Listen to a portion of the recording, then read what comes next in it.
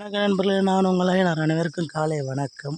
பாருங்கள், நேற்று எப்படியோ எள்ளு அறுத்தாச்சு, அறுத்து கட்டி விட்டாச்சு. பாருங்கள், நைட்டு சரியான மழை, பூரா தண்ணி பாரு குளம் மாரி தேங்கி நிற்கிது. பாருங்கள், தேர்தா பாருங்கள். நம்ம கைனி போகிறோம் பாருங்கள், சரியான தண்ணிங்க.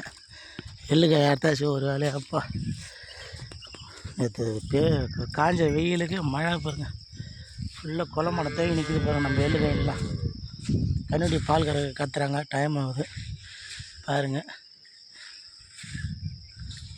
அதே மாதிரி நம்ம வீடியோ சப்ஸ்கிரைப் பண்ணி விட்டு லைக் பண்ணுங்கள், கமெண்ட் பண்ணுங்கள். பாருங்கள் நண்பர்கள், நீங்களும் விவசாயம் தான்.